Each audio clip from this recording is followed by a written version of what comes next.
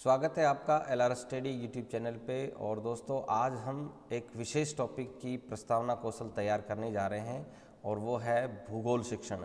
भूगोल शिक्षण में एक टॉपिक है जिसका नाम है वायुमंडल की संरचना। और वायुमंडल की इस संरचना का जो प्रकरण है, इस पे प्रस्तावना कौशल कैसे तैयार करेंगे, बहुत ही सरल तरीके से हम ये प्रस्तावना कौशल तैयार करने जा रहे हैं। तो देखिए, सबसे पहले हमें जो प्रस्तावना कौशल के घटक होते हैं उनको ध्यान में रखना होगा जब तक, और ये सब घटक जो हैं वो हमने बीएड के दौरान माइक्रो टीचिंग में पढ़े हैं। तो किस तरीके से इस प्रस्तावना कौशल को तैयार करेंगे, उससे पूर्व हम देखेंगे कि हम पूर्व ज्ञान का उपयोग हमें उस प्रस्तावना को तैयार करने में करना है। जैसे सपोज करो कि हम यदि कक्षा 8वीं की प्रस्तावना कौशल तैयार कर रहे हैं, तो विद्यार्थियों को जो ज्ञान है, जो नॉलेज है, वो केवल कक्षा 7 की है। तो इसलिए हमें विद्यार्थियों के मानसिक स्तर को ध्यान में रखते हुए प्रस्तावना कौशल तैयार करना है। बच्चों के सामने जो प्रश्न पूछने हैं, जो हमें प्रेजेंटेशन देना है, उसका ध्यान रखना है। दूसरा टॉपिक है हमारा उचित युक्तियों एवं साधनों का उपयोग। तो प्रस्तावना कौशल में हमें ऐसी युक्तियाँ और साधनों का प्रयोग करना है जो कि रुचिकर बने और विद्यार्थियों के लिए बहुत सहज और सरल हो। उचित युक्तियों में जैसे हम बात करते हैं तो उसमें हम किसी कहानी के माध्यम से, किसी चार्ट के माध्यम से, किसी मॉडल के माध्यम से और इन माध्यमों के माध्यम से, इन साधनों के माध्यम से हम प्रस्तावना को रुचिकर बना सकते हैं। इसका उद्देश्य भी यही होता है कि विद्यार्थियों को नवीन ज्ञान से, पूर्व ज्ञान को नवीन ज्ञान से जोड़ना। तो युक्तियों के माध्यम से, साधनों के माध्यम से, प्रीवियस नॉलेज के माध्यम से हम उसमें जोड़ते हैं। अगला जो टॉपिक है वो है कि प्रश्नों में क्रमबद्धता। तो जो भी हम प्रस्तावना के जो प्रश्न बनाएंगे, उन प्रश्नों में क्रमबद्धता का होना बहुत ज़रूरी है। बिना प्रश्नों की क्रमबद्धता के जो प्रस्तावना है वो अटपटी सी लगती है। विद्यार्थियों का जो सीक्वेंस है, जो रिदम है, वो नहीं बन पाता। इसलिए प्रश्नों में क्रमबद्धता का तात्पर्य ये है कि जो प्रश्न आप पूछेंगे, विद्यार्थी जो आंसर देंगे, अगला वाला जो आंसर आएगा उससे अगले वाले प्रश्न को हम प्रारंभ करें, या वे शब्द जो विद्यार्थियों ने उत्तर दिए हैं उनका नेक्स्ट प्रश्नों में समावेश हो। नेक्स्ट है अप्रासंगिक कथन। तो देखिए, जब भी प्रस्तावना तैयार करें तो हमें केवल उस टॉपिक से रिलेटेड ही प्रश्नों को पूछना है, या उससे संबंधित ही सहायक सामग्री, चार्ट आदि जो भी हम उसमें दिखाना चाहते हैं विद्यार्थियों को, मटेरियल टीचिंग, वही हम उसका उपयोग करेंगे। अप्रासंगिक कथन उसके अंदर नहीं होना चाहिए। जैसे कि भूगोल की हम बात कर रहे हैं और उसमें हम क्रिकेट की बात करें या किसी खेल की बात करें, वो उसके अंदर नहीं हो। ये हमें इस चीज़ का ध्यान रखना है। प्रस्तावना की अवधि, जैसा कि विद्वानों के द्वारा बताया गया है, माइक्रो टीचिंग यानी कि सूक्ष्म शिक्षण की जो अवधि होती है वो 5 से 10 मिनट के मध्य निर्धारित की गई है। लेकिन प्रस्तावना की जो अवधि है, यदि उत्तम प्रकार की प्रस्तावना तब मानी जाती है जब वो 6 या 7 मिनट के मध्य में पूरी कर ली जाती है। तो मित्रों, ये थे प्रस्तावना कौशल के घटक। और अब हम शुरू करते हैं कि वायुमंडल की संरचना, इस टॉपिक को सरल तरीके से प्रस्तावना हम कैसे तैयार करेंगे। तो सबसे पहले हम देखें, आज एक चित्र के माध्यम से हम एक जो है वो प्रस्तावना शुरू करने जा रहे हैं। तो जैसे हम सबसे पहले बच्चों को ये दिखाएंगे कि एक मॉडल चित्र, कि ये सौरमंडल, हमारा सौरमंडल है, जिसमें देखो ये शुक्र, मंगल, बुध, पृथ्वी, बृहस्पति, शनि, अरुण, वरुण, ये हम जब उसके बारे में थोड़ा सा बताएंगे तो ठीक है विद्यार्थियों, अब हम इसकी संबंधित कुछ आपसे प्रश्न पूछते हैं या हम कुछ जानकारी लेंगे, आप सही सही तरीके से इसका जवाब दें। तो इसके पश्चात हम हमारा जो कौशल है, तो इसमें 2 चीज़ आप ध्यान रखें कि एक तो हम इसको तैयार कर रहे हैं कि किस तरीके से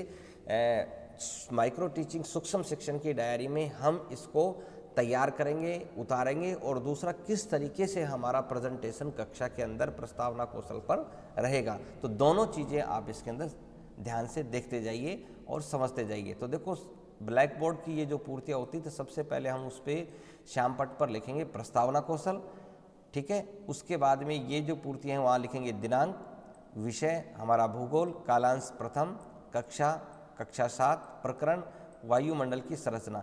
यहाँ जो ध्यान देने वाली बात है, ये जो टॉपिक है, प्रकरण हमारा वायुमंडल की संरचना, इसको हम अभी यहाँ पर नहीं लिखेंगे। जब हमारा अंतिम प्रश्न होगा जो समस्यात्मक होगा, जिस पर बच्चे निरुत्तर आएंगे, उस समय हमें यहाँ पर लिखना है और अंडरलाइन करना है। ठीक है। नेक्स्ट देखिए, समयावधि जो कि प्रस्तावना कौशल की जो रखी है वो 5 से 10 मिनट, और आपका अनुक्रमांक और आप अपना यहाँ नाम भी लिख सकते हैं। ठीक है। देखिए यहाँ पर नीचे ये फॉर्मेट, जो भी माइक्रो टीचिंग की डायरी है महाविद्यालय के द्वारा जो आपको दी जाती है वो सारी डायरियाँ प्रिंटेड होती हैं। यदि कोई महाविद्यालय प्रिंटेड डायरी नहीं देता है तो आप इस फॉर्मेट के माध्यम से अपनी प्रस्तावना कौशल को तैयार कर सकते हैं। तो यहाँ क्रम संख्या लिखेंगे, यहाँ छात्र अध्यापक या छात्र अध्यापिकाएं वो क्रिया लिखेंगी, और विद्यार्थी। इस तरह से अब यहाँ हम देखिए, जब हम इस चित्र को दिखाते हैं विद्यार्थियों को, तो चित्र को दिखाने के बाद में इसके बारे में थोड़ी जानकारी देने के पश्चात में अब हम शुरू करते हैं अपना प्रस्तावना कौशल। तो सबसे पहले प्रश्न पूछते हैं पूरी कक्षा से।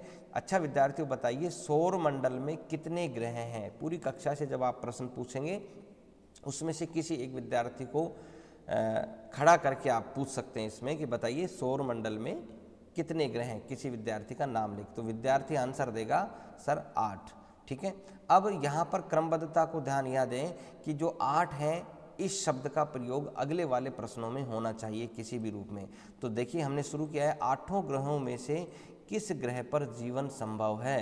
तो यहाँ पर ये फिर हम अगले वाले किसी विद्यार्थी को खड़ा करके पूछेंगे कि बताइए 8 ग्रहों में से किस ग्रह पर जीवन संभव है। तो विद्यार्थी उसका आंसर देंगे सर पृथ्वी ग्रह के ऊपर। ठीक है। अब क्रमबद्धता का ध्यान देते हुए हम अगला प्रश्न जो है वो पृथ्वी शब्द उसके अंदर आना चाहिए। तो देखें, पृथ्वी के चारों ओर फैले गैसीय आवरण को क्या कहते हैं। इसी तरीके से फिर हम किसी अन्य विद्यार्थी को खड़ा करेंगे और उससे पूछेंगे कि बताइए पृथ्वी के चारों ओर फैले गैसीय आवरण को क्या कहते हैं। तो विद्यार्थी बताएंगे सर उसको वायुमंडल कहते हैं, या वायुमंडल है वो। ठीक है। अब अगला प्रश्न जो होगा हमारा क्रमबद्धता को ध्यान में रखते हुए, वायुमंडल में कुल कितनी परतें पाई जाती हैं। नेक्स्ट प्रश्न हम पूछेंगे इसी तरीके से विद्यार्थियों से। तो विद्यार्थी बताएंगे सर वायुमंडल में 5 परतें पाई जाती हैं। नेक्स्ट प्रश्न होगा अब 5 से ही, वायुमंडल की इन 5 परतों की संरचना के बारे में आप क्या जानते हैं। तो ये थोड़ा सा प्रश्न बड़ा होगा। अभी तक तो एक एक शब्द में प्रश्न हो रहा था, अब प्रश्न जो है वो बड़े आंसर को लिए हुए है।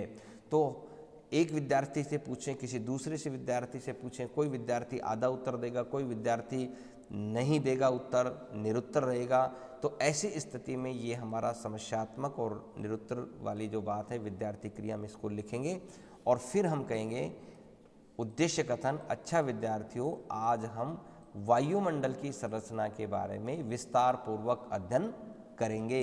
और जैसे ही ये आप बोलते हैं तो यहाँ पर आप लिखेंगे वायुमंडल की संरचना, और इसको करेंगे अंडरलाइन, रेखांकित कर देंगे, हाईलाइट कर देंगे इसको, ताकि विद्यार्थियों को पता रहे कि आज हम वायुमंडल की संरचना के बारे में पढ़ेंगे।